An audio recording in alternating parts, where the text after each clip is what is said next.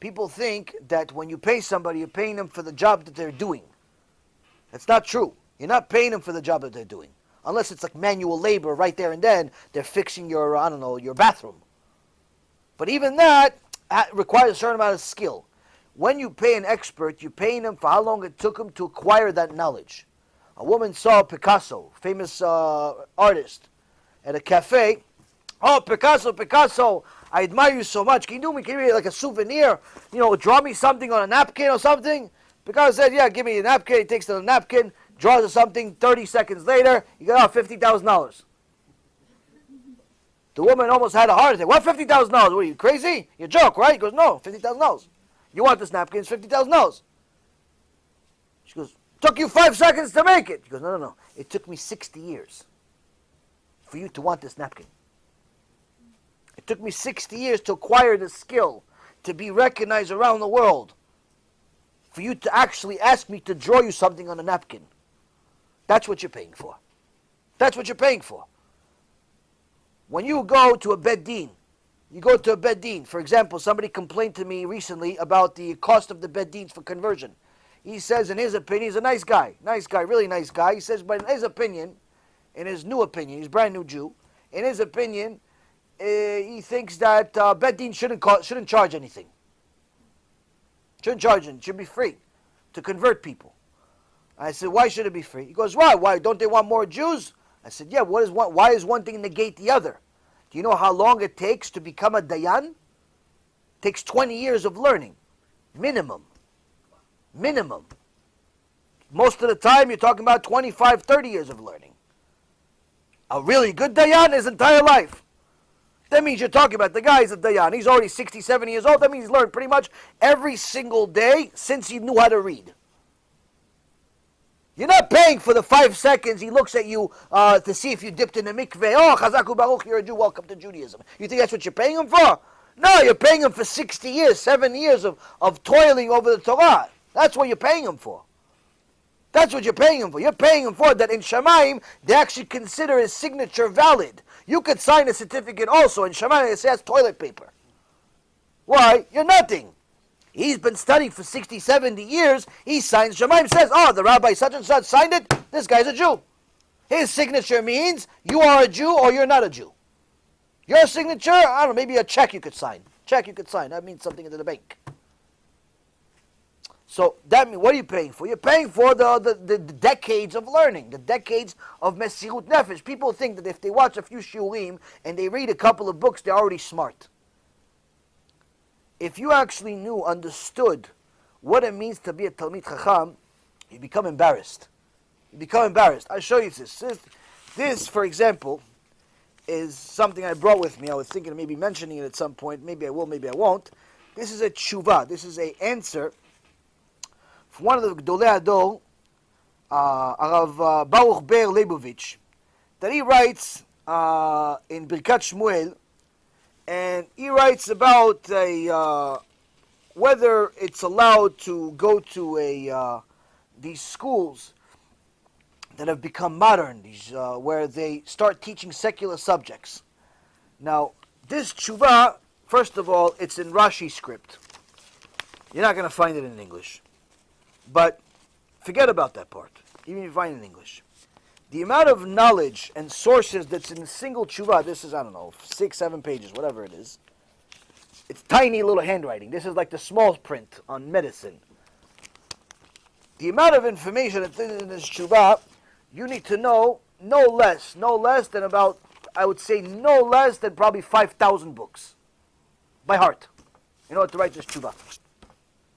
To write this tshuva, it looks 6 pages. You want to write, you want to be like it, you have to know 5, at least, I'm talking about. I'm probably like underestimating. You probably put another couple of zeros next to it. You have to know at least 5,000 books by heart. By heart. To have the ability to write such a tshuva. Not this tshuva. This tshuva, I don't know, the whole Torah you need to know. It's something out of this world. Simple question.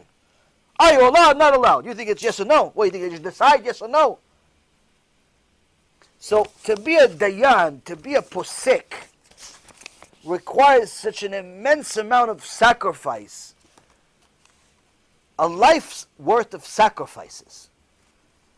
That when you're dealing with somebody that sacrificed their entire life for the Torah, learning Torah, and he tells you that the tefillin that he made is a couple of $1,000.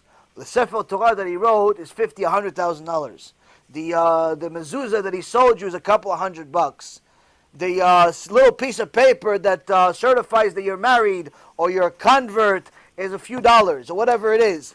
When they say that, you're not paying them for the signature. You're paying them to what made that signature worth anything. That's what you're paying. So that's why, Rabotai,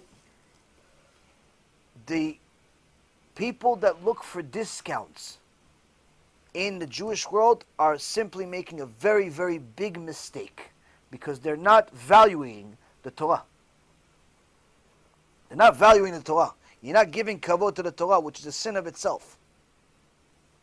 It's very, very important for people to understand that when a Dayan says something, when a Talmid Chacham, doesn't have to be a Dayan, Talmid Chacham, he's been learning many years, teaches, does a lot of good things, knows what he's talking about. You ask him a question, he knows the answer, and he can give you a source on any aspect of the Torah. He has dat Torah. He has a good mind, but not just because of intellect, because he has Yirat Shamayim, he's afraid of HaKadosh Baruch Hu. He doesn't start giving you his opinion. You're dealing with a Talmid Chacham, you have to understand, Torah tells us that's like a Kadosh Baruch Hu speaking from his throat. You say, oh no, can you give me a discount? You say, oh no, I think what he said is shtuyot.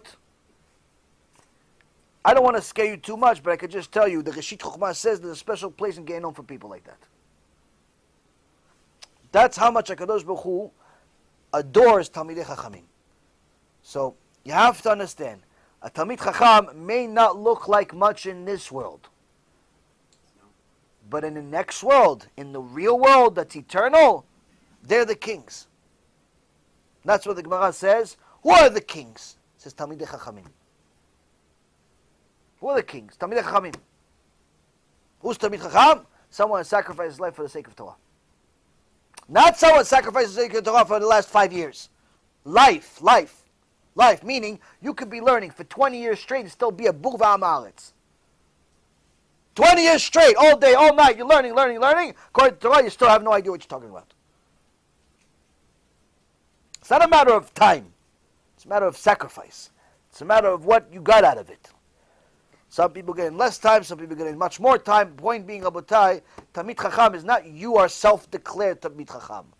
Talmid Chacham is other Talmidei Chachamim saying Talmid Chacham. But you yourself say, I'm a בור ועם הארץ, I don't know anything. Yes, the biggest Talmidei Chachamim in the world, they look at themselves as nothing. Anyone that thinks of themselves as something is definitely nothing. Definitely nothing. But the point is, Rabotai, is you have to understand, is that to write on the halacha, like people look at the easy parts. For example, you look at some of these simple halacha books, like the Shabbat halachot that I gave some of you guys. Anyone that wants some copies, I have with me in the car. Halachot Shabbat books. Or the some of the other simple halacha where it just pretty much tells you allowed, not allowed. People think it's that easy because they simplify their Torah so much, tell you allowed, not allowed, you figure that, he just said it's allowed, not allowed. You have no idea how many books and how many years of learning you had to learn in order to write allowed, not allowed. They asked the Chafetz Chaim, how do you determine, Mishnah Berurah, how do you determine halacha? He says, after I read every single, and learn what every single posek wrote about this topic 36 times each, then I write halacha. That means, if in the last 2,000 years, 1,000 people, 1,000 rabbanim wrote allowed, not allowed, whatever they wrote, and each one didn't just write allowed, not allowed, they wrote sfarim about it. After I read everything all of them ever said 36 times, then I'll tell you what's allowed, not allowed. Then. So the little that we know is very, very it's very interesting, because the less you know, the more you think you know. The people that know the least think they know the most. They're the loudest. The people that know the most, quiet. Don't tell you, I know this, I know that. Gemara says, Gemara says there are certain things that Chachamim change the truth on. One of them is how much knowledge they have. Even if you ask him, oh, you know this Gemara by heart? I don't know. Even if he knows, I don't know. Why? Who really says I really know? And even if I know, why should I say I know? Do I really know Bichlal? Maybe I'm wrong. I'm going to go up to Shemai and say everything you learned is wrong. The Rogatchover Rebbe says to his students, I don't even know. I know that I'm going to Gan Eden only because of my wife. Rogatchover Rebbe was one of the biggest Geonim that has been around in the last 1,000 years. Lived 100 years ago or so. Chabadnik. Real Chabadnik though. He says, I'm only going to Gan Eden because of my wife. Now, if you wanted to speak to the Rogatchover Rebbe, you have to know the entire Torah. Why? He doesn't speak regular. He speaks in sources. He doesn't even say what the source says. You would have conversations with Talmidei Chachamim, just page numbers. Yeah, but Kiddushin Daf Aleph, but Kiddushin this, but that, just the sources, not the rest of the stuff that I give you a 3-hour shiur about. Just the page numbers, and if you can't hold the conversation, then who are you to talk to me? Oh, you don't know what it says in Kiddushin Daf Lamed, Amud Lamed, no, you don't know. What's the conversation? Go save your life, go learn some Gemara. Why are you wasting your time talking to me? Now, he himself said about himself, he knows he's only going to Gan Eden because of his wife. He said, why? But Kvod Harav, what about all the Torah that you learned your whole life? He says, who knows about my Torah? I'm going to go up to Shemaim, they're going to tell me, listen, everything you learned is wrong. Everything you learned is wrong. You're upside down hard. Oh, you're an idiot. You don't know anything. He said about himself. But then, my wife's going to come and say, okay, ma'am. She goes, oh, Gan Eden. Why Gan Eden? She goes, why? You said in the Torah, the only reason you're going to go to Gan Eden, you have to be modest, you have to send your husband and your boys to learn Torah. I did that. I was modest. I sent my boys to learn Torah. My husband, Torah all day, all night. They're going to tell her in Gan Eden, wait, lady, your husband's an idiot. He doesn't know what he's talking about. His entire Torah is wrong. She'll tell them, listen, is it my fault he's an idiot? You told me to send him to go learn Torah. That's what I did. You didn't tell me to go make sure he knows what he's talking about. You told me to go send him to learn Torah. That's what I did. They're going to tell in Shemaim, I'm sorry, lady, you're right. You're right. Gan Eden, highest level. But then she's going to start crying in Gan Eden. She says, well, how could I be in Gan Eden? My husband is in Gehenom. And they're going to take me out of Gehenom. He says they're going to put me in Gan Eden because of her. This is one of the biggest giants lived among people. He met Einstein one time. Einstein came out of the room after 4 minutes, said you can make 4 Einsteins with him. Famous meeting.